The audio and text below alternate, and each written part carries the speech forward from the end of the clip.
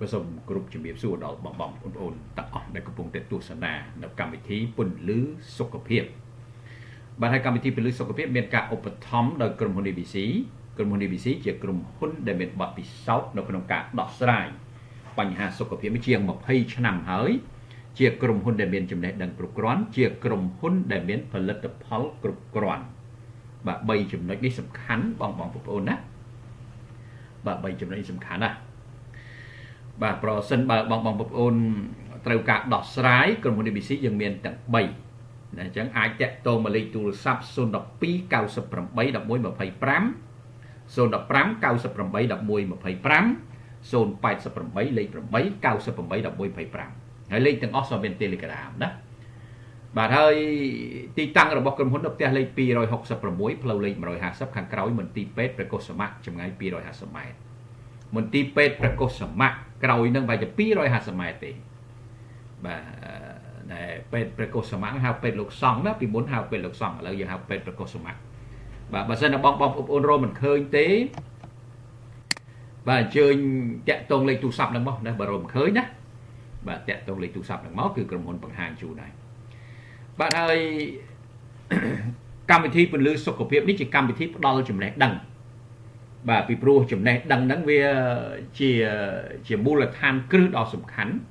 បើទោះបីយ៉ាងណាក៏ដោយបើអត់ចំណេះដឹងហ្នឹងគឺពិបាកណាពិបាកហើយជាពិសេសអ្នកដែលចេះហ្នឹងគឺអ្នកឈឺហ្នឹងអ្នកឈឺឬក្រុមគ្រួសារអ្នកឈឺ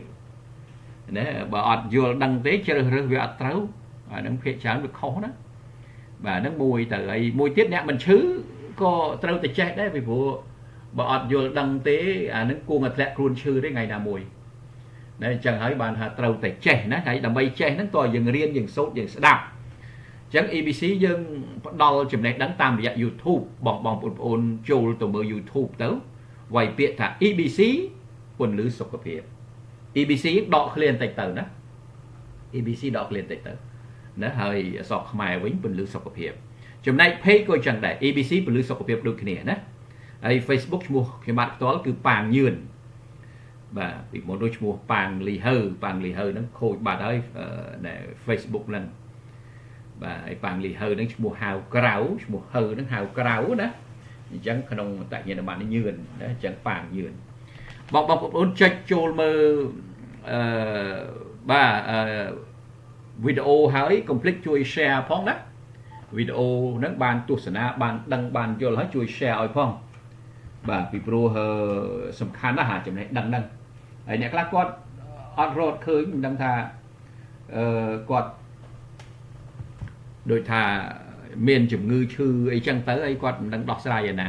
អញ្ចឹងបានជួយ share នេះវាជាការចែករំលែកដែលជាការចែករំលែកបាទឲ្យគាត់បានដឹងណាចុច Subscribe ជួយ share បាទហើយប្រធានបទនៅថ្ងៃនេះខ្ញុំបាទលើកពីមុខងារសារជាតិបំពន់ឬក៏ថាតួនាទីសារជាតិបំពន់នេះមួយដែលយើងទទួលទានហ្នឹងអញ្ចឹងសារជាតិបំពន់ហ្នឹងវាធ្វើការយ៉ាងម៉េចខ្លះនៅក្នុងរាងកាយសប្ងៃការទទួលទានហ្នឹងគឺយើងចេះតែទទួលទានទៅតាមដំណើរតាមធម្មជាតិតាមគ្នាអញ្ចឹងទៅនៅប៉ុន្តែយើងវាអត់ដឹងថាសារជាតិបំពន់ហ្នឹងវាមានអីខ្លះហើយវាធ្វើការយ៉ាងម៉េចយើងអត់ដឹងណាអញ្ចឹងគេបាទក៏សូមធ្វើការបង្ហាញជូននៅទូនីតិសារជាតិបំពន់យ៉ាងលម្អិតតាក់ទងទៅនឹងអ្វីដែលយើងទទួលទានណាហើយគេបាទក៏លើកពីផលិតផលដើម្បីជាជំនួយនៅក្នុងការបងប្អូនយល់បាទហើយសូមបញ្ជាក់ជូនតិចទៅណា Spirulina maca នេះដែលផលិតផលក្នុងរូបភាពនេះហ្នឹងគឺវាជាប្រភេទអាហារបន្លែបាទជាប្រភេទសារាយអញ្ចឹងក្នុងហ្នឹងមានសារជាតិបំពន់តែមិនមែនជាលក្ខណៈសាច់ទេហើយក៏មិនមែនជាលក្ខណៈអាហារវិចខ្ចប់អាហារកែច្នៃអាហារផ្អាប់ដែលគឺ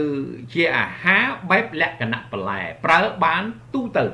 មិនថាចាស់ថាក្មេងថាអ្នកមានផ្ទៃពោះអ្នកឈឺអ្នកជាអីទេប្រើបានទាំងអស់ហើយបើកាលណាយើងទទួលទានSpirulina maca ប្រៀបបានដូចជាយើងទទួលទានបន្លែផ្លែឈើទាំងតែឆេអញ្ចឹងណាព្រោះ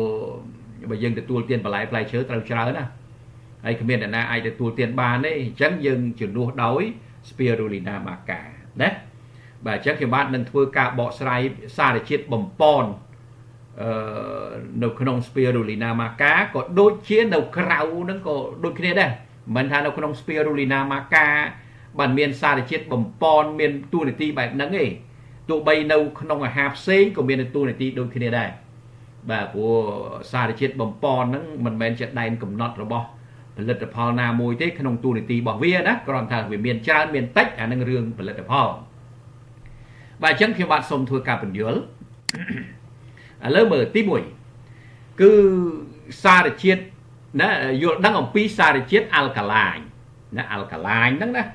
បងប្អូនធ្លាប់ឮអាល់កាឡាញហ្នឹងអាល់កាឡាញហ្នឹងវាគូជាមួយអាស៊ីតតែអាស៊ីតកុំយល់ច្រឡំអាស៊ីតកាពះអាស៊ីតសាឡាក់មែនទេអាស៊ីត pH បាទវាគូគ្នាណាមានន័យថាអាល់កាឡាញជារឿងល្អតែអាស៊ីតជារឿងអាក្រក់ណានឹងចង់និយាយចឹងណាអញ្ចឹងវាមានសមានខ្មៅអញ្ចឹងចង់និយាយចឹងបាទហើយអាល់កាឡាញយ៉ាងដែរអាល់កាឡាញគឺប្រៀបបានដូចជារបស់សអញ្ចឹងហើយអាស៊ីតប្រៀបបានដូចជារបស់ខ្មៅអញ្ចឹងប្រៀបធៀបអញ្ចឹងណាអញ្ចឹងឥឡូវយើងយល់ពីអាល់កាឡាញចំណែកផលិតផល spirulina maca នេះវាមានអាល់កាឡាញច្រើនដល់ទៅ 100% ណាអាល់កាឡាញសុទ្ធហ្មងនិយាយទៅអាល់កាឡាញសុទ្ធវាអត់មានជាអាហារដែលបង្កើតអាស៊ីតអីទេណាហើយតួនាទីអាល់កាឡាញនេះណាមិនមែនតែនៅក្នុង spirulina maca ទេណាឲ្យតែរបស់ជាអាល់កាឡាញណាគឺវាជាគេហៅថាអ្វីដែលធ្វើឲ្យរាងកាយយើងហ្នឹងបង្កើតភាពស៊ូប្រឆាំងនឹងជំងឺនៅពេលដែលរាងកាយយើងនឹងសម្បូរអាល់កាឡាញណាអានេះចង់និយាយចឹងណាបាទកាលណារាងកាយយើងសម្បូរអាល់កាឡាញមានន័យថារាងកាយហ្នឹងមានភាពស៊ូប្រឆាំងជំងឺបាទសារជាតិអាល់កាឡាញហ្នឹងគឺចឹងហើយបានតែយើងត្រូវរករបស់ណាដែលសម្បូរទៅដោយអាល់កាឡាញដាក់ចូលក្នុងខ្លួនឲ្យបានច្រើនណាន័យចឹងណាបាទហើយអាល់កាឡាញហ្នឹងទៀតសោតក៏វាជួយនៅក្នុងរក្សាសុខភាពកោសិកាឲ្យនៅប្រក្រតីបាទជួយឲ្យកោសិកាហ្នឹងកុំឲ្យវិវត្តខុសប្រក្រតីคล้ายទៅជាសាច់ដុះបាទคล้ายជាសាច់ដុះឬក៏កើតគីសឬក៏មហារីកអាហ្នឹងន័យចឹងណាបងប្អូនអាចយល់បានហើយព្រោះអាកោសិកាខុសប្រក្រតីហ្នឹងហើយដែលជាកោសិកាលូតលាស់ខុសប្រក្រតីហ្នឹងវាទៅជាសាច់ដុះទៅជាមហារីកឯដើមលាក់កើតគីសកើតអីចឹងណាបាទអញ្ចឹងសរុបរួមមកថាអាល់កាឡាញនេះវាជួយរាងកាយឲ្យមានភាពស៊ូប្រឆាំងនឹងជំងឺមិនងាយកើតជំងឺនិយាយដោយខ្លីហើយជួយឲ្យកោសិកាហ្នឹងស្ថិតនៅធម្មតាមិនឲ្យលូតលាស់ខុសប្រក្រតីទេបានន័យថាជួយឲ្យកោសិកាហ្នឹងអត់ឲ្យកើតទៅជាសាច់ដុះកើតជាមហារីកទេបាទអាល់កាឡាញនៅក្នុងសារ៉ាយ spirulina maca នេះមាន20ដងលើសពីទឹកដោះគោច្រើនជាងទឹកដោះគោអាល់កាឡាញដែរណាប៉ុន្តែតាមអ្វីដែលជាការសិក្សាស្រាវជ្រាវគេប្រៀបធៀបទៅឃើញថាខ្លាំងជាងទឹកដោះគោនឹង20ដងចុះបាទនេះវាអាល់កាឡាញសុទ្ធហើយហ្នឹងឃើញទេបាទឥឡូវយើងមើលណា spirulina maca ជាប្រភេទអាហារបំពន់អាល់កាឡាញ 100% ពីព្រោះវាផលិតចេញពីសារ៉ាយ spirulina និងរុក្ខជាតិមើម maca សម្បូរទៅដោយសារជាតិបំពន់ពីរុក្ខជាតិបៃតងខុសពីសារជាតិបំពន់បានពីសាច់ដែលបង្កើតអាស៊ីតនិងមិនងាយរលាយបានល្អនោះទេបាទអញ្ចឹងណាអញ្ចឹងយើងនិយាយពីសារជាតិបំពន់ណាខ្លះវាបានពីសាច់បានពីវិចខ្ចប់បានពីកែច្នៃអាសារជាតិបំពន់ប្រភេទអញ្ចឹងវាច្រើនបង្កើតអាស៊ីតបាទវាច្រើនបង្កើតអាស៊ីតណាហើយអញ្ចឹងកាលណាយើងទទួលទានច្រើនវាបានអាសារជាតិផ្សេងប៉ុន្តែក៏វាដោយអាស៊ីតទៅច្រើនដែរឃើញទេហើយកាលណារាងកាយយើងផ្អៀងទៅរកអាស៊ីតអាហ្នឹងដឹងមានជំងឺបាត់ហើយចំណែក spirulina maca ហ្នឹងគឺវាជារុក្ខជាតិជាសារ៉ាយបៃតងណាវាជារុក្ខជាតិជាសារ៉ាយណាហើយមើម maca ហ្នឹងក៏ជាមើមរុក្ខជាតិយ៉ាងដែរដល់អញ្ចឹងវាអត់មានអ្វីដែលជាការបង្កើតឲ្យកើតជាតិអាស៊ីតនោះទេណាដែលគេហៅថាអាល់កាឡាញ 100% ហ្នឹងអញ្ចឹងបងប្អូនទទួលទានហ្នឹងគឺត្រូវហើយអត់ខុសទេព្រោះរាងកាយរបស់មនុស្សយើងម្នាក់សប្ថ្ងៃហ្នឹងវានិយាយចំថាទៅរកអាល់កាឡាញងាយទេมันអាចទៅមកណាมันអាចទៅរួចទេណាបាទឥឡូវយើងមើលទ្រឹស្ដីរបស់លោកវេជ្ជបណ្ឌិតណាជាច្រើនរូបណាទីមួយគឺលោកវេជ្ជបណ្ឌិត Ranger Bird នៅសហរដ្ឋអាមេរិកដែលគាត់និយាយថា ដើម្បីបន្តឲ្យមានសុខភាពល្អយើងគួរតែទទួលទានអាហារបង្កើតអាល់កាឡាញឲ្យបាន 80% និងអាហារបង្កើតអាស៊ីតត្រឹម 20% ឃើញទេបានន័យថាដើម្បីឲ្យយើងបន្តមានសុខភាពល្អហ្នឹងតើឲ្យយើងទទួលទានអាហារអាល់កាឡាញហ្នឹងឲ្យបានច្រើនគឺ 80% ហើយអាហារអាស៊ីត 20% បានហើយណាអានឹងជាទ្រឹស្ដីអ្វីដែលអ្នកប្រាជ្ញគេរកឃើញប៉ុន្តែបើកលេចមើលភាពជាក់ស្ដែង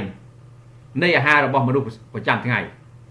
មានអាល់កាឡាញ 80 ទេអាហាររបស់មនុស្សប្រចាំថ្ងៃគ្មានទេបាទអាហាររបស់មនុស្សប្រចាំថ្ងៃហ្នឹងគឺទៅរក 80 អាល់កាឡាញពីណាមកបាទសិតតែអាហារបង្កើតអាស៊ីតហ្នឹងបាទហើយអាហារអាស៊ីតហ្នឹងមិនមែនតែ 80 ទេវាចូលសឹងតែ 90 100% សប្តាហ៍នេះ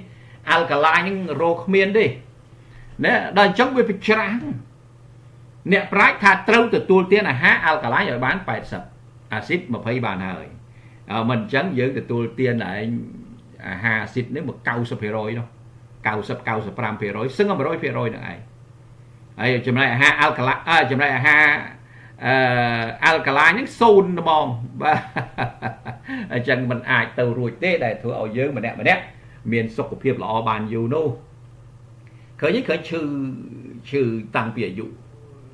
មនុស្សចាប់ដើមពីអាយុ30ចាប់ដើមឈឺបាទព្រោះអាល់កាឡាញវាធ្លាក់ចុះខ្លាំង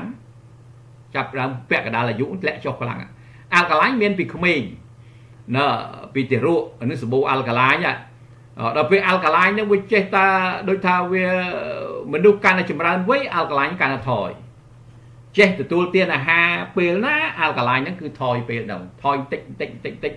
ដល់ពេលអាវ័យពាក់កណ្ដាលអាយុហ្នឹងគឺមានន័យថាថយខ្លាំងដល់ពេលថយខ្លាំងមែនទែនណាអាស៊ីតហ្នឹងកើនឡើងបដ ாய் អាល់កាឡាញចុះថយអាស៊ីតចាប់ដើមដំបូងវានៅយើងហៅអាល់កាឡាញ 80 អញ្ចឹងយើងថា 80 ជាងចុះណាអាស៊ីត 20 ដល់ពេលយូរទៅអាចែវគ្នាវិញអាល់កាឡាញចុះនៅ7ចុះនៅ60អាស៊ីតចេះតែឡើង 20 30 40អាល់កាឡាញចេះតែធ្លាក់ទៅរហូតទៅដល់ណែត្រឹម 10-20% អាស៊ីតឡើងរហូតទៅដល់ 80-90% ដល់អញ្ចឹងចាប់ដើមធ្ងន់ណាអញ្ចឹងហើយបានមនុស្សវាឈឺណាវាផ្អៀងអញ្ចឹងបងប្អូនណាអានឹងចង់បញ្យល់លក្ខណៈធម្មជាតិរបស់មនុស្សសពថ្ងៃគឺអញ្ចឹងឯងមិនងាយរកអាល់កាឡាញទេឥឡូវយើងមើលវិជ្ជបណ្ឌិតម្នាក់ទៀតវិជ្ជបណ្ឌិតម្នាក់ទៀតលោកវិជ្ជបណ្ឌិតលីនតានដែលគាត់និយាយថារាងកាយអាចមានសុខភាពល្អទៅបានបើវាធ្វើការឆ្ពោះទៅរកអាល់កាឡាញ 80% និងអាស៊ីត 20% ឃើញទេណាវិជ្ជបណ្ឌិតច្រើនរូបដែលគេបានស្រាវជ្រាវរកឃើញអញ្ចឹងថារាងកាយដើម្បីឲ្យសុខភាពល្អតើអាល់កាឡាញឲ្យបាន 8 ណាហើយអាស៊ីតទៅ 20 បានហើយណាប៉ុន្តែជាក់ស្ដែងមិនទៅអញ្ចឹងអីគ្មានអ្នកណាមួយអញ្ចឹងទេមិនងាយទេនិយាយចំថាមិនងាយរាងកាយទៅអាល់កាឡាញទេពីព្រោះអាហារដែលយើងទទួលទានសពថ្ងៃវាមិនមែនជាអាហារអាល់កាឡាញទេណាសិតអាហារបង្កើតអាស៊ីតហ្នឹងអញ្ចឹងហើយបានបើយើងយល់ច្បាស់យើងគួរតែស្វែងរកផលិតផលឬក៏អាហារណាដែលសម្បូរអាល់កាឡាញណាដើម្បីជួយនៅក្នុងការកែរាងកាយនឹងខ្លះប៉ុន្តែមិនមែនពឹងទៅលើអាល់កាឡាញតែមួយទេទៅពឹងទៅលើសារជាតិបំប៉នផ្សេងទៀតដែរណាអញ្ចឹងមិនមែនថាមានតែអាល់កាឡាញសុទ្ធអត់មានវីតាមីនប្រូតេអ៊ីនរ៉ែអានឹងក៏អត់កើតដែរអញ្ចឹងតរ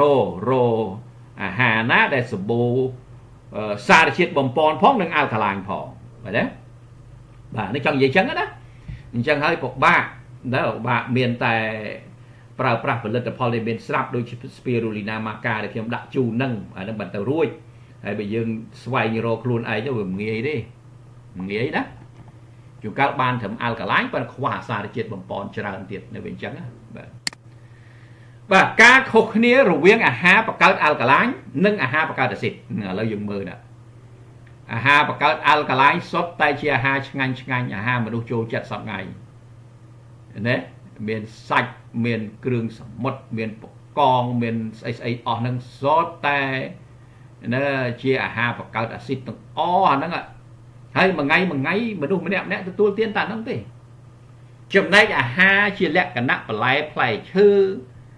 ងាយទេបាទលក្ខណៈបន្លែផ្លែឈើដែលត្រូវមានអាល់កាឡាញច្រើនអីមិនងាយទេតិចណា តិចយកបំផុតឥឡូវយើងមើលអាហារនៅក្នុងផ្ទះយើងអាហារនៅក្នុងកម្មវិធីជប់លៀងកម្មវិធីមង្គលការ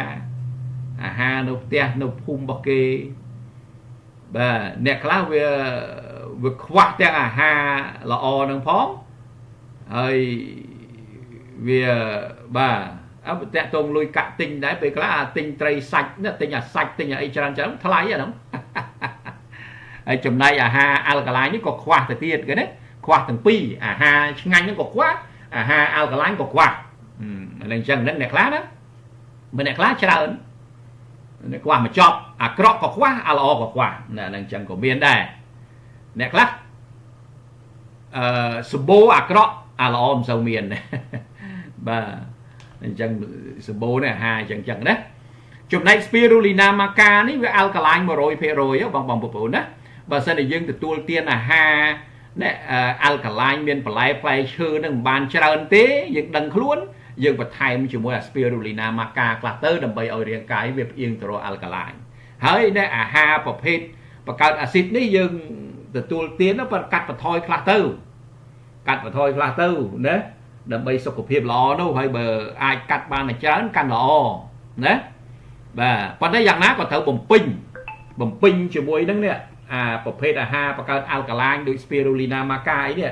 ត្រូវតែបំពេញបើមិនបំពេញទេយើងចាំទៅរកពីខាងក្រៅណានោះមិនងាយទេមិនងាយបានណាអញ្ចឹងណាបងប្អូនឥឡូវយើងមើលនេះអាហារបង្កើតអាល់កាឡាញមិនសូវមានច្រើននោះទេណាបាទអាហារបង្កើតអាល់កាឡាញយើងមើលទៅខាងលើហ្នឹងបន្លែផ្លែឈើហ្នឹងសុទ្ធពណ៌សមិនមែនសុទ្ធពណ៌ក្រហមទេអាពណ៌ក្រហមហ្នឹងបង្កើតអាស៊ីតទេបើមនុស្សមិនមែនទៅហូបអាពណ៌សឯណាចូលចិត្តតែក្រហមហើយណាមនុស្សភាគច្រើនអញ្ចឹងទឹកដោះគោក៏សម្បូរអាល់កាឡាញណាបើមួយថ្ងៃមួយខែមួយឆ្នាំណាទទួលទានទឹកដោះគោបានប្រមាណទៅងាយទេបាទងាយទេមួយឆ្នាំទល់ឆ្នាំសឹងទៅដោះគោមួយកែវគ្មានផងសារ៉ាយ Spirulina សម្បូរអាល់កាឡាញ 100% មកហ្នឹងសម្បូរអាល់កាឡាញអញ្ចឹងអាហារអាល់កាឡាញហ្នឹងវាមានជម្រើសអញ្ចឹងវាមិនសូវមានច្រើនទេវាមានដែនកំណត់អញ្ចឹងណាចំណែកអាហារអាស៊ីតវិញនេះអូមួយថ្ងៃបាទមួយថ្ងៃឥតឈប់ឥតឈរជាមួយអាហារបង្កើតអាស៊ីតនេះណានិយាយពីមហាសែនសម្បូរហើយបាទម្នាក់គ្រប់ផ្ទះគ្រប់អីទាំងអស់ហ្នឹងអ្នកដែលគេមានលុយមានកាក់ហ្នឹងសុទ្ធតែអាហារបង្កើតអាស៊ីតហើយអ្នកអត់មានលុយកាក់គាត់ហូបអាហារបង្កើតអាស៊ីតក៏ខ្វះអាហារបង្កើតអាល់កាឡាញក៏ខ្វះហើយនឹងអ្នកអត់មានលុយណាហើយបើអ្នកមានលុយអាហ្នឹងដឹងសម្បូរអាហារបង្កើតអាស៊ីតដែរណែអញ្ចឹងបងប្អូននៅគួរយល់ហើយគួរបន្ថែមអ្នកមានលទ្ធភាពហ្នឹងគួរបន្ថែមអាហារបែបបន្លែ Spirulina maca នេះផងដើម្បីឲ្យរាងកាយហ្នឹងផ្អៀងទៅរកអាល់កាឡាញខ្លះគេលោថាវាកិច្ចមិនផុតពីជំងឺអាយុ30 35 40ហ្នឹងចាប់ដើមឈឺហើយឈឺមិនដឹងមុខទៀតណាហ្នឹងបាទឈឺមិនដឹងថាកើតឡើងដោយសារអីមិនដឹងបើខ្វះចំណេះដឹងអត់មានចំណេះដឹងអញ្ចឹងទៅរកមុខមិនឃើញឥឡូវមានចំណេះដឹងទៅហើយចាប់ដើមកែខ្លះទៅបើយើងកាត់បន្ថយអាហារអាស៊ីតបានច្រើនក៏កាត់ទៅបើកាត់មិនបានក៏បំពេញដែរជាមួយអាម៉ាកានេះ Spirulina maca នេះណាព្រោះបន្លែផ្លែឈើយើងដឹងថាយើងទទួលទានវាមិនមែនបានច្រើនទេយើងដឹងឥឡូវមើលទទួលទានផ្លែប៉ោមអីប្រហែលមួយហ្នឹងអស់ពេកហ្នឹងវាមិនដែលទទួលទានបាន10ផ្លែប៉ោមពេលនេះតែពាំងបាយជូរតែ 3-4 គ្រាប់ហ្នឹងប៉ុណ្ណាវាមិនដែលទទួលទានទាំងចកោមប្រចាំថ្ងៃនោះងាយទេបើនិយាយចំថាបើយើងពឹងទៅលើបន្លែផ្លែឈើដែលយើងត្រូវទទួលទានប្រចាំហ្នឹងគឺមិនងាយបានគ្រប់គ្រាន់វាអាល់កាឡាញមែនប៉ុន្តែវាមិនងាយបានច្រើនគ្រប់គ្រាន់ឃើញទេព្រោះទម្លាប់មនុស្សមិនមែនទទួលទាននឹងច្រើនណាសប្តាហ៍ថ្ងៃបាយសាច់គោមាន់ទាគ្រឿងសមុទ្រហ្នឹងតែប៉ុណ្ណឹងណាហើយដាក់ឯងមកតឹងអានឹងអាហារបង្កើតអាស៊ីតណាបាទអញ្ចឹងនេះគឺជាអ្វីមួយដែលចង់បញ្ជាក់ជូនបងប្អូនបានជ្រាបអញ្ចឹងណាបាទអញ្ចឹងជ្រើសរើសខ្លះទៅណាសម្គាល់រាងកាយសម្បូរអាល់កាឡាញបាទលើមើលរាងកាយដែលគេសម្បូរអាល់កាឡាញមើលរាងកាយរបៀបម៉េចរាងកាយសម្បូរអាល់កាឡាញមើលតែរាងកាយក្មេងហ្នឹងហើយកូនង៉ែតទារកហ្នឹងណា បាទទារកនៅពេលដែលកំពុងតែបើទឹកដោះហ្នឹងទឹកដោះម្ដាយឬទឹកដោះគោហ្នឹង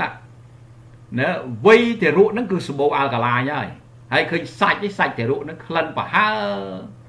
មិនក៏អូបដោយទឹកដប់ដោយទឹកអប់ដោយលាបម្សៅអីទេណាមែនទេមែនថាក្អូបហ្នឹងក្អូបអត់មានលាបទេប្រហើក្លិនក្មេងហ្នឹងគេទេមាត់ក្មេងអីចឹងណាប្រហើណាអាហ្នឹងកូនង៉ែតហ្នឹងចឹងអាហ្នឹងអាល់កាឡាញសុទ្ធហើយក្មេងហ្នឹងគឺសម្បូរអាល់កាឡាញណាបាទហើយយើងអាចសម្គាល់បានថែមទៀតថាភ្នែកនឹងភ្លឺថ្លាគេទេស្បែកនឹងភ្លឺរលោងគ្មានស្នាមណាស្បែកគ្មានជ្រួញគ្មានក្លិនខ្លួនមនុស្សពេញវ័យហ្នឹងគ្មានក្លិនមាត់ណាមានសុខភាពល្អទូទៅឃើញទេអញ្ចឹងក្មេងវាអាល់កាឡាញ 100% កូនង៉ែតណាប៉ុន្តែមនុស្សចាស់ហ្នឹងក៏អញ្ចឹងដែររាងកាយដែលគេអាល់កាឡាញហ្នឹងគឺរាងកាយគេស្អាតសាច់គេភ្លឺរលោងគេទេក្លិនគេក៏មិនអ៊ូអាប់ដែរក្លិនគេគឺថាប្រហើគ្រាន់ថាបើប្រៀបជាមួយក្មេងវាមិនអាចទេណាតែមនុស្សធំពេញវ័យហ្នឹងគ្រាន់ថាយើងអាចសម្គាល់មនុស្សហ្នឹងរាងគេអញ្ចឹងរាងគេស្អាតអញ្ចឹងសាច់គេភ្លឺអញ្ចឹងណាមុខមាត់អីភ្នែកគេហ្នឹងខ្មៅណាបែបហ្នឹងអាហ្នឹងគឺគេចាត់ទុកថារាងកាយដែលសម្បូរអាល់កាឡាញហើយគេក៏មិនមានជំងឺដែរសាច់គេក៏មិនជ្រួញគេទេគេគ្មានស្នាមភ្លឺរលោងភ្នែកនេះខ្មៅល្អអញ្ចឹងទៅមាត់គេមិនក្លិនអាក្រក់ទេណាបាទអាហ្នឹងគេអាចសម្គាល់បានអញ្ចឹងបងប្អូនណាគេអាចសម្គាល់បានថាមនុស្សហ្នឹងគឺមនុស្សមានរាងកាយអាល់កាឡាញច្រើនហើយណាអាហ្នឹងយើងនិយាយពីក្មេងយើងដឹងហើយថាក្មេងវាក្លិនប្រហើក៏អូបល្អប៉ុណ្ណាហើយមនុស្សចាស់ហ្នឹងបើទោះបីថាមានអាល់កាឡាញក៏វាមិនអាចដូចក្មេងដែរគ្រាន់តែប្រៀបធៀបឲ្យបងប្អូនយល់គេលើថាចង់ដឹងមើលអាល់កាឡាញហ្នឹងរាងកាយហ្នឹងវាយ៉ាងម៉េចបាទចំណាំទៅតែរាងកាយគេមានអាល់កាឡាញច្រើនរាងកាយគេអញ្ចឹងណាគឺគេមិនមានក្លិនអាក្រក់ភ្នែកគេភ្លឺថ្លាស្បែកគេរលោងមិនជ្រួញមិនស្នាមហើយក្លិនខ្លួនគេក៏មិនមានក្លិនគេប្រហើបាទនិយាយដោយខ្លីថាបើបរោះដែលមានប្រពន្ធដែលសម្បូរទៅដោយអាល់កាឡាញហ្នឹងអូមិនទេបាទធម្មជាតិអាហ្នឹងយើងមិននិយាយទៅរឿងពូលាលាបអីបាញ់ទឹកអប់អីអត់និយាយចឹងទេណាហើយខាងនារីចឹងដែរបើមានគ្រួសារជាប្តីហ្នឹងមានអាល់កាឡាញរាងកាយអាល់កាឡាញហ្នឹងក៏រាងកាយប្តីហ្នឹងក៏ល្អតាមនឹងដូចគ្នាចឹងទៅណាប៉ុន្តែគ្រាន់ថាមនុស្សពេញវ័យកម្រណាបាទបងប្អូនកម្រអ្នកមានអាល់កាឡាញច្រើនយើងមើលសុទ្ធតែមនុស្សមានអាស៊ីតមានជំងឺអាយុឆាប់ពី35ឡើងទៅហ្នឹងអាស៊ីតនៃជំងឺហ្នឹងពេញខ្លួនទាំងអស់បាទអញ្ចឹងហើយបានថាយើងត្រូវយល់ណាយើងត្រូវយល់អារូវថារាងកាយហ្នឹងវាមិនក៏អូបមិនប្រហើមិនរលោងរលាន់ដូចគេក៏ដោយចុះប៉ុន្តែកុំឲ្យវាមានជំងឺណាកុំឲ្យវាមានជំងឺធ្ងន់នោះណាអញ្ចឹងដល់យើងកែប្រែប្រើប្រាស់ផលិតផលអីខ្លះទៅដើម្បីជំនួយនេះផលិតផល Spirulina maca ហ្នឹងដើម្បីជំនួយខ្លះទៅកុំចេះតែនៅស្ងៀមនោះបាទអញ្ចឹងជំងឺនឹងដាក់ខ្លួនហើយក្រៃរោមុខឃើញណាបាទអញ្ចឹងនឹងបងប្អូនយល់ពីអាល់កាឡាញណាយល់ពីអាល់កាឡាញហើយរាងកាយគេស្អាតអញ្ចឹងនឹងមនុស្សពេញវ័យបាទប៉ុន្តែស្អាតហ្នឹងផ្ដាំទៀតមិនមែនស្អាតដោយប៉ូលាទេណាអានឹងអត់និយាយទេដោះតប៉ូលាចេញលាងតប៉ូលាចេញអូចប់បាត់ណាសមីសមូសសមកស្បែកនឹងគ្រើមក្រិនស្បែកនឹងតិចុះបាទក្លិនមិនល្អអីជាដើមឡាក់អីចឹងណាអាហ្នឹងគឺអត់និយាយទេណាអញ្ចឹងគឺចង់និយាយថាធម្មជាតិណាធម្មជាតិបាទអញ្ចឹងបងប្អូនយល់ពីអាល់កាឡាញឥឡូវខ្ញុំបាទសូមចូលទៅសារជាតិមួយទៀតហៅថាសារជាតិបេតាការ៉ូតែនណែបាទបេតាការ៉ូតែនអញ្ចឹងបេតាការ៉ូតែននេះវាមានប្រយោជន៍យ៉ាងម៉េចខ្លះណាសម្រាប់សុខភាពណានៅក្នុង Spirulina maca ហ្នឹងវាមានអាបេតាការ៉ូតែនហ្នឹងហើយអាបេតាការ៉ូតែនហ្នឹងគឺជាសារជាតិមួយដែលមិនមានថាអូនៅក្នុង Spirulina maca បានមានបេតាការ៉ូតែនទេនៅក្នុងអីផ្សេងរុក្ខជាតិផ្សេងក៏វាអាចមានដែរ còn thao viên mình miền trơn đi bà miền trơn đấy đôi cái nông cỏ rót ấy miền ta beta carotene bà cái nông cỏ rót dương nó miền ta chẳng cỏ rót nó có dao ta bong bột đó bà lớp beta carotene về chui ấy beta carotene chui cầm chặt mê rục sợi cái nông riêng cái lớp cầm pua propon cà pía rồi chăng câu sợi cá khop cái đấy cái đấy bà với chăng câu sợi cá khop cái đây chứ đó sạch đâu đó cà phê của mọi cá sạch độc tiết beta carotene nó phải giàu cháu bằng bột đó nâng trắng nè prai rồi khơi trắng mình khi ông sẽ thà thế chẳng thấy bong bột cua tại dồn tới beta carotene nó vì miền phải giàu đó cầm chặt bê rô sợi rây không riêng cài dướng nộp về để về thua ca sầm vô với phần lết bê rô sợi rây nó mau chiều mùi và riêng cài nó phần lết bê rô sợi rây màu phải trắng ngay hay là bê rô sợi rây đó việc thử how to win đôi xa tại ha là bỏ dương một chủng loại mà chủng này thùng how to win đôi xa tại oxygen trong phòng này cái đấy và đồng bon na đây là dương ruột nâu sờ bố từ đôi oxygen đồng bon đồ ấy để chui từ đó riêng cài dưỡng khi nông cá cầm chặt mê rô sợi phù mê rô sợi phần lít đôi khuôn ai nhớ đừng automatic creation by the body nhé bạn đi thắp phần lít riêng cài phần lít đôi khuôn ai và chẳng beta carotene bị chui chẳng nó hay bị chui bộ pon cà pía hay bị giang tiết nhé việc sầm khăn trên kế bị chui và trắng đằng cá lụt lọt khop cái đây là bọc cao sợi cá và cá lụt lọt khop cái đây cao sợi cá nó tàu chia sạch đó nó tàu chia sạch đó tàu chia kia nó tàu chia mà hà rít ấy chỉ đam lạ nó cứ chăng và hay bậc nông spirulina maca này số bố beta carotene nè nó mà phay pram đón pua chiên cà rốt miền beta carotene, phần tay spirulina maca miền beta carotene lực bị cà rốt mà phay pram đòn, vậy đấy, anh ấy cái priệp thiệp chủng đuôn sam scrub á bằng bốn á, và chân này cứ chia rương môi đài bằng bốn cua tại chập rắm á, và chân một nghề này một nghề sủng khăn là bao beta carotene nó chui tục cắt cá lụt lót không phải cái đấy là bao cầu xì cả, cái đấy, anh ấy vô một nghề sủng khăn mà để giấy đó. Và chẳng biết để than đầu để dân ban pra spirulina maca cứ priệp bán đôi chỉ dân cà pia rụi sạch mình ôi cao chìm ngữ sạch độc rước có hao ta cà kỳ rước có hao tham hà đi thế đấy dân ban cà pia rụi sạch ta mong ấy bong bốn mình trong cà pia thế ấy đấy dân mà cao chìm ngữ sạch độc cao chìm ngữ mà hà đi ấy sao mà xua là lùi chờ na cả lấy khá cổ chia ba chia tâu và sạch đâu nó quyền đâu thằng cao mình pa pol cả lấy khá cổ chia ba lần chia thế cái là rít thông tâu đôi chuyện đâu sợ đăng đôi chuyện đâu không của có ba lại chuyện đó mà nó rất tao chia sạch đâu thằng ấy hãy sạch đó với cao trên vì ca khóc rồi cái đây là bao cao sự ca thằng ấy hay là ca lụt lọt khóc rồi cái đây là bao cao sự cá việc cao trên vì ca quá sao để chết beta carotene không luôn thằng ấy đấy chẳng hơi nó bọn cua tại từ tiền tới mình khó tí nếu kiểu bạn nó còn ngay nó mình nó trôi bài chờ sam scrub mà đẩy mà tụt đẩy và sam scrub đấy từng vô cái bông mày mồi tiền đó chẳng hay phát của dân nè vô đằng dân mình vô đằng hơi dân ọt vừa ấy hay rong chăm số việc lõ của mình thế nè để che đằng ấy của thằng nè đòi mười nghĩa á nè che đằng đó và nè mình đằng xuất rồi nó vừa thường bách còn đằng nè che đằng nó cứ của thằng đòi mười nghĩa nè ấy và tìm thoát của thằng đòi xa tại đường che đằng mình bàn ảnh hoạt thằng ấy chẳng hỏi bàn thì bàn đi phật chờ đó bà thì bạn đi phật chờ đây và spirulina maca đi phật vô chờ bà chẳng bong bong vô beta carotene nữa nè và vì miền phải giàu chẳng chui cà phê cũng ở cao chừng ngư sạch đâu nó rót miền xa chết beta carotene đấy và tái sải đi miền beta carotene trơn chiềng rót đòn một phay pram đòn đó bà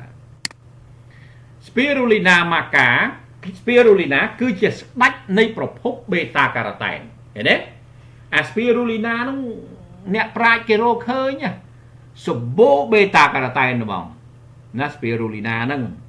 ស្ដាច់នៃប្រភព beta carotene ណាបងប្អូនដឹងហើយណា អត់មានរុក្ខជាតិណាមួយដូច spirulina ទេដែលសម្បូរទៅដោយ beta carotene នោះបាទឥឡូវយើងមើលទៅដល់ការស្រាវជ្រាវមានការស្រាវជ្រាវមួយនៅក្នុងវិទ្យាស្ថានបច្ចេកវិទ្យាឈ្មោះហៅថា Massachusetts បានរកឃើញថា beta carotene ផ្ដល់ផលប្រយោជន៍ដល់អ្នកជំងឺដែលរងគ្រោះពីជំងឺមហារីកបង្កឡើងដោយជក់បារីដូចជាមហារីកសួតមហារីកបំពង់កមហារីកបំពង់អាហារមហារីកប្រូស្តាតនិងមហារីកស្បូននៅខណៈនោះឯង spirulina គឺជាស្ដេចនៃប្រភព beta carotene ឃើញទេបងប្អូនស្ដាប់ទៅឃើញទេគេស្រាវជ្រាវនៅ Massachusetts ហ្នឹងដែលជាវិទ្យាស្ថានបច្ចេកវិទ្យាហ្នឹង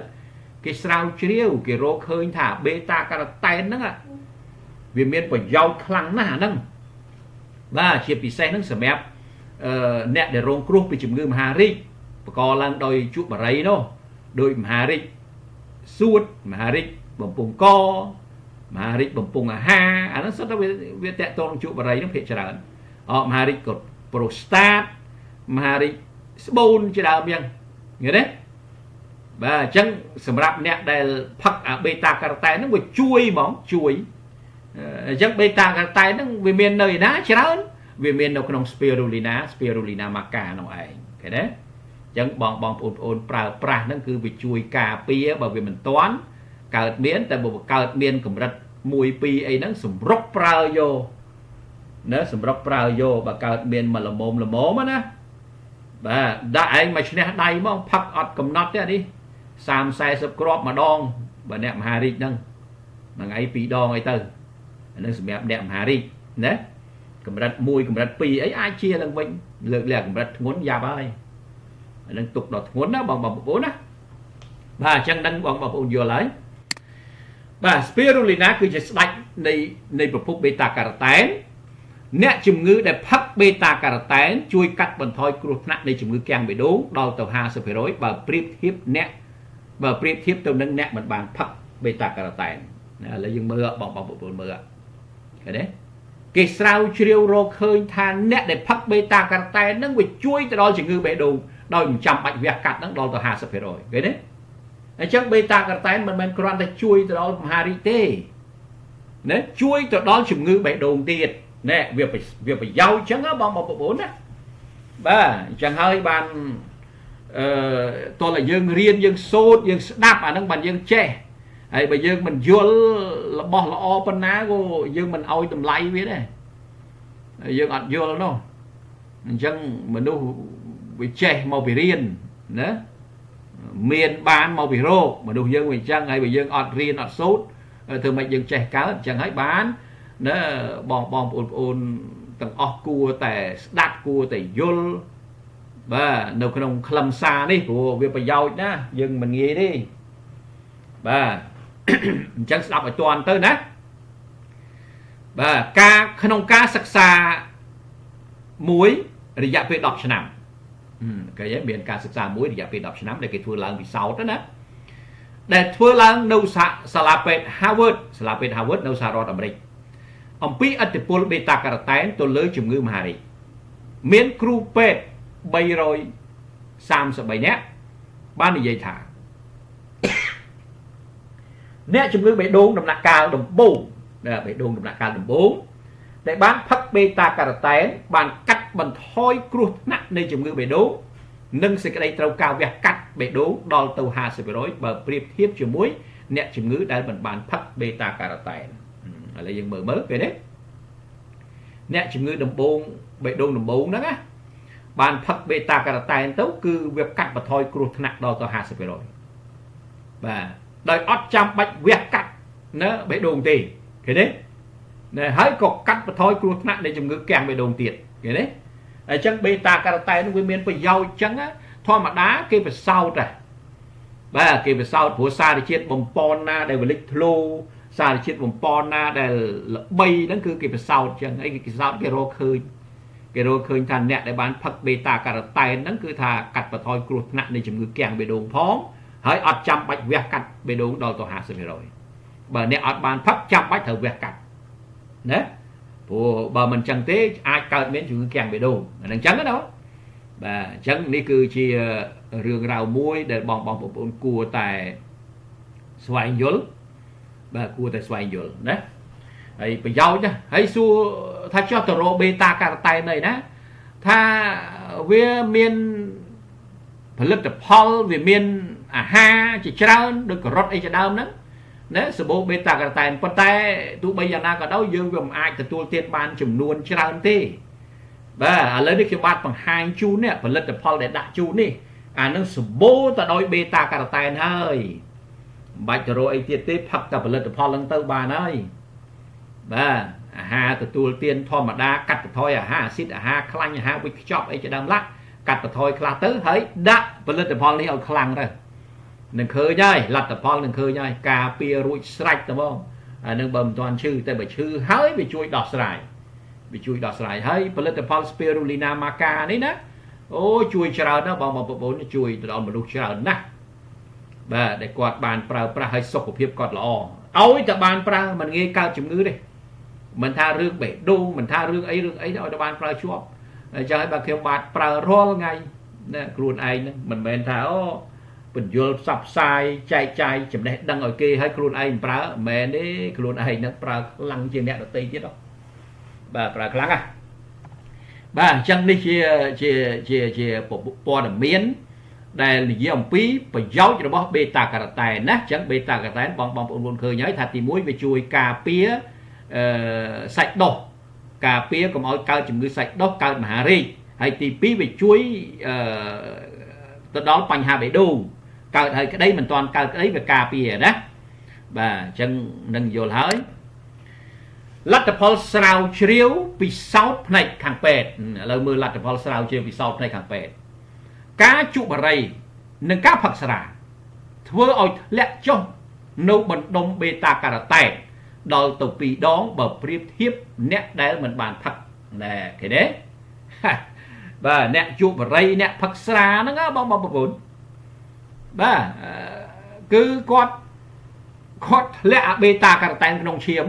ធម្មតាវានៅមាននៅក្នុងឈាមសារជាតិបេតាការ៉ាតែនហ្នឹងអញ្ចឹងគាត់ធ្លាក់ចុះដល់ទៅ2ដងណាអញ្ចឹងបើសិនតែបេតាការ៉ាតែនហ្នឹងមិនមានគ្រប់ទេធ្លាក់ចុះទេអ្វីដែលយើងត្រូវប្រឈមកើតជំងឺបេះដូងនិងកើតជំងឺមហារីកណែឃើញទេបាទអាហ្នឹងអញ្ចឹងហើយបានគេណែនាំនៅទៅដល់អ្នកជក់បារីអ្នកផឹកស្រាហ្នឹងថាវាធ្លាក់ចុះបេតាការ៉ាតែនច្រើនណាស់បើប្រៀបធៀបជាមួយអ្នកមិនបានផឹកនោះឃើញទេអញ្ចឹងហេតុដូច្នេះហើយអ្នកជក់បារីនិងអ្នកផឹកស្រាគួរតែទទួលទាន Spirulina maca ដើម្បីបង្កើនបណ្ដុំបេតាការ៉ាតែនរបស់គេឃើញទេបាទអញ្ចឹងហើយអ្នកផឹកអ្នកជក់ហ្នឹងគួរយល់ទៅណាក្រៃលោវាមិនបានផឹកយូរជក់មិនបានយូរណាយើងអត់មានអីទៅជួយទប់សោះណាគួរតែប្រើប្រាស់ Spirulina maca ខ្លះទៅណាបងប្អូនដែលជាអ្នកផឹកអ្នកជក់នឹងផ្ដាំហើយផ្ដាំទៀតបាទបើមិនចឹងទេយើងធ្លាក់បណ្ដុំបេតាការ៉ាតែនហើយក្នុងឈាមយើងនោះនឹងគេយកឈាមទៅប្រសោតមើលគេឃើញអញ្ចឹងហើយតើកាលណាធ្លាក់យូរទៅដល់កម្រិតមួយធ្វើឲ្យកើតមានជំងឺជាពិសេសបេះដូងហើយនឹងសាច់ដុសមហារីកហ្នឹងឯងណាបាទទី3យល់ដឹងអំពីសារជាតិបំប៉ន chlorophyll បាទយល់ដឹងអំពីសារជាតិបំប៉ន chlorophyll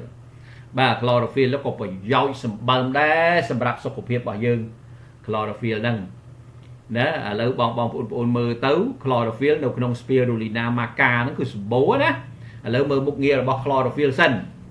chlorophyll ជួយកែលម្អប្រព័ន្ធការពារទូទៅជួយសម្អាតនិងកម្ចាត់ជាតិពុលក្នុងឈាមធ្វើឲ្យឈាមមានសុខភាពល្អបង្កើនការផ្សះរបួសណែ chlorophyll នឹងមានមុខងារច្រើនសម្បើមប៉ុន្តែគាត់ថានៅក្នុងនេះលើកយកតែមុខងារសំខាន់នៅច្រើនជាងនឹងទៀតច្រើនណាស់ chlorophyll បើយើងនិយាយពីវានឹងគឺសម្បូរបាទជួយខ្លាំងណាស់អញ្ចឹងថាជួយកែលម្អប្រព័ន្ធការពារទូទៅជួយសម្អាតនិងកម្ចាត់ជាតិពុលក្នុងឈាមឃើញទេអញ្ចឹងអារឿងជាតិពុលក្នុងឈាមហ្នឹងមានតែ chlorophyll ហ្នឹងទេបាទនឹងសូមផ្ដាំផ្ញើតាក់ទងជាតិពុលក្នុងឈាមណាធ្វើឲ្យឈាមមានសុខភាពល្អchlorophyll ហ្នឹងអញ្ចឹងគេហៅថាឈាមស្អាតឈាមបៃតងអាឈាមបៃតងហ្នឹងគឺ chlorophyll ហ្នឹងឯង បង្កើនការផ្សះរបួសណាជួយឲ្យរបួសឆាប់ជាទៀតឃើញទេបាទហើយនិយាយពី Spirulina maca យើងនេះមាន chlorophyll នឹងដល់ទៅ30 ដងឯនោះខ្ពស់ជាងរុក្ខជាតិហៅថា wheatgrass បាទ wheatgrass នេះ wheatgrass នេះរុក្ខជាតិហ្នឹងរុក្ខជាតិប្រភេទហ្នឹងមើលទៅខ្មែរយើងហៅអីហ្នឹង wheatgrass ហ្នឹងស្មៅស្រូវសាលីមិនមែនទេអាហ្នឹងរុក្ខជាតិស្រុកគេហៅ wheatgrass ហ្នឹងដឹងហៅអីខ្មែរយើងណាបាទអញ្ចឹងគឺមាន chlorophyll ច្រើនអា wheatgrass ហ្នឹងប៉ុន្តែនៅក្នុង Spirulina maca នេះមានរហូតដល់30 ដងលើសពី wheatgrass ហ្នឹងណាអញ្ចឹងប្រយោជន៍ chlorophyll ច្រើនណាផឹក Spirulina maca វាជួយទៅដល់ឈាមយើងបាទជួយដល់ឈាមយើងណាវាសម្បូរទៅដល់ chlorophyll ឥឡូវមើលមុខងាររបស់វាត្រូវបានទទួលស្គាល់ថាជាឈាមបៃតងជួយក្នុងការផលិត hemoglobin ណែឃើញទេបាទអានឹងមុខងាររបស់ chlorophyll គឺចឹងមានន័យថាគេចាត់ទុកថាវាជាឈាមបៃតងណាឈាមបៃតងឈាមពណ៌បៃតងដែលមានទេឈាមបៃតងហ្នឹងគឺគេសំដៅទៅលើឈាមល្អឈាមបរិសុទ្ធឈាមមិនមានជាតិពុលគេសំដៅទៅលើអញ្ចឹងឲ្យតែពាក្យថាបៃតងហ្នឹងគឺល្អហើយណាដូចយើងប្រើពាក្យថាវាលបៃតងផ្ទះបៃតងស្រែបៃតងកសិដ្ឋានបៃតងឃើញទេពាក្យថាបៃតងហ្នឹងគឺសំដៅទៅលើល្អទៅលើធម្មជាតិហើយដល់ពេលពាក្យថាឈាមបៃតងគឺសំដៅទៅលើឈាមសុទ្ធឈាមអត់មានជាតិពុលដោយត្រូវបានសម្អាតដោយ chlorophyll ណាឃើញទេ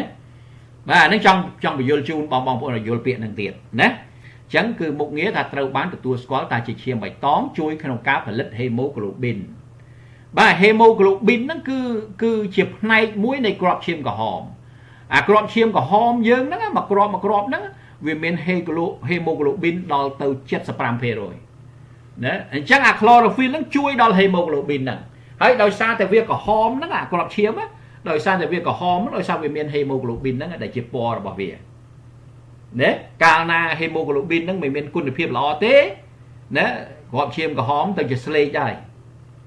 ណាអញ្ចឹងអា chlorophyll នេះវាជួយទៅលើ hemoglobin ដោយសារវាមាន molecule ដូចគ្នាណាអានេះចង់បញ្យល់ជូនឲ្យបងប្អូនបានជ្រាបអញ្ចឹងណាអញ្ចឹង chlorophyll នៅ Spirulina maca សម្បូរ chlorophyll បាទអញ្ចឹង Spirulina maca ជួយទៅដល់គ្រាប់ឈាមក្រហមយើងដោយសារវាមាន chlorophyll ច្រើនណាឲ្យយល់អញ្ចឹងទី2ជួយបន្សុទ្ធឈាមនិងសម្អាតជាតិពុលក្នុងឈាមនិងប្រឆាំងរលាកបាទអារលាកអីហ្នឹងជាតិពុលអីហ្នឹងណាអញ្ចឹងហើយបានបងប្អូនដែលចង់សម្អាតជាតិពុលក្នុងឈាមក្នុងសួតក្នុងអីហ្នឹងប្រើប្រាស់ទៅមិនខុសទេ Spirulina maca ហ្នឹងនោះហើយជាពិសេសផ្ដាំផ្ញើទៅដល់អ្នកដែលប្រើថ្នាំពុលច្រើនដូចជាការបាញ់ថ្នាំពុលស្រែចម្ការហើយអ្នកលក់ថ្នាំពុលបាទអ្នកលក់ថ្នាំពុលចាំបាច់ត្រូវប្រើណាស់បើមិនចឹងទេយើងប្រឈមណាស់មួយថ្ងៃនៅតែជាមួយថ្នាំពុលហ្នឹងគឺ10ឆ្នាំក្រោយមកចប់ជាតិពុលក្នុងខ្លួនពេញទាំងអស់ហួសថ្នាក់ណាអាហ្នឹងអត់បានទេអញ្ចឹងបងប្អូនគួរយល់តាក់ទងទៅនឹងចំណុចហ្នឹងផងណាបាទអញ្ចឹងនឹង chlorophyll ជាស្រ័យយើងមើល chlorophyll មើលតើវាវែងប៉ុណ្ណាច្រើនបាទ chlorophyll វែងច្រើនណាទៅវាយល់លំអិតណាព្រោះមុខងារ chlorophyll ច្រើនណាប៉ុន្តែខ្ញុំបញ្យល់ត្រឹមនឹងចោះបាទកុំឲ្យវីដេអូនឹងវាវែងពេកត្រឹមតែប្រហែលជាមិនដល់1ម៉ោងទេក្រោម1ម៉ោងណាបាទអញ្ចឹងនឹងយល់ពី chlorophyll ហើយបើសិនតែបងប្អូនមានចំណាប់ចាប់អារម្មណ៍នៅក្នុងការប្រើប្រាស់ផលិតផលណាដើម្បីដោះស្រាយតាក់ទងទៅនឹងរឿងរ៉ាវនៃបញ្ហាសារជាតិបំពន់ដែលខ្វះក្នុងរាងកាយហ្នឹងគឺកុំភ្លេចណាបងប្អូនចូលទៅមើលបាទចូលទៅមើល YouTube ហ្នឹងទៅហើយបានយល់ដឹងហើយជួយ share ឲ្យផងលេខទូរស័ព្ទហ្នឹងមានស្រាប់ណា page ក៏ឈ្មោះ ABC ពលឺសុខភាព YouTube ក៏ ABC ពលឺសុខភាពណា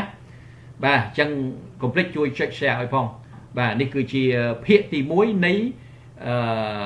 ទូនីតិឬក៏មុខងាររបស់សារជាតិបំពន់ដែលខ្ញុំធ្វើការបកស្រាយយ៉ាងលម្អិតតាក់ទងសារជាតិបំពន់នីមួយៗហើយមុខងារសារជាតិបំពន់នេះមិនមែនសំដៅតែមានមុខងារនៅក្នុង Spirulina maca ហ្នឹងទេណានៅក្នុងបន្លែផ្លែឈើអីក៏ដោយឲ្យតែឈ្មោះសារជាតិបំពន់ដូចជា chlorophyll ហ្នឹងឬក៏ beta carotene ហ្នឹង ណែគឺមុខងារដូចគ្នាអញ្ចឹងគ្រាន់តែថាយើងវាពិបាករអញ្ចឹងដើម្បីរកឲ្យបានស្រួលណាគឺមិនពិបាកទេផលិតផលមានស្រាប់ណាផលិតផលមានស្រាប់ប្រើប្រាស់ទៅមិនខុសទេបាទអញ្ចឹងខ្ញុំបាទសូមធ្វើការជម្រាបជូនប៉ុណ្ណឹងហើយណាជាភាគទី1យើងជួបគ្នានៅភាគទី2បន្តទៀតបាទមានច្រើនភាគបាទខ្សែវីដេអូមានច្រើនភាគបាទមិនដឹងប្រមាណភាគទេព្រោះត្រូវបកស្រាយលម្អិតតកតងនឹងមុខងារសារជាតិអំប៉ននិងពន្យល់លម្អិតនោះ